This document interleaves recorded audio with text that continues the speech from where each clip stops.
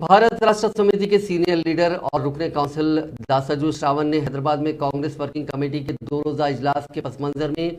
इस कमेटी के अरकान को एक खुला मकतूब जारी करते हुए उनसे कहा कि वो सियासी सयाह के तौर पर नहीं बल्कि एक हिंदुस्तानी शहरी की हैसियत से ये महसूस करें कि गुज़िश्ता 9.5 साल के दौरान तेलंगाना में मुख्तलिफ महाजों पर किस तरह तरक्की हासिल की है। दासाजी श्रावण ने कांग्रेस वर्किंग कमेटी के अरकान के साथ कुल हिंद कांग्रेस कमेटी के सदर मल्लिकार्जुन खड़गे को भी मकतूब रवाना करते हुए उनका हैदराबाद में खैर मकदम किया और याद दिलाया कि साबिक में कांग्रेस के दौर में हैदराबाद में फिरकावाराना फसादात हुआ करते थे, लेकिन चीफ मिनिस्टर चंद्रशेखर राव ने इस शहर को आलमी मरकज में तब्दील कर दिया। उन्होंने कहा कि चीफ मिनिस्टर की कोशिशों की वजह से तेलंगाना ने न सिर्फ मुख्तलिफ महाजों पर तरक्की हासिल की बल्कि दूसरी रियासतें बशमूल कांग्रेस हुक्मरानी वाली रियासतें भी तेलंगाना की तकलीद कर रही हैं। उन्होंने इस खुसूस में सुपरस्टार रजनीकांत और फॉक्सकॉन कंपनी के सरबराह योंग लिव के तासुरात भी बयान किए, जो शहर में आलमी मियार की सहूलतों से बेइंतहा मुतासिर हैं।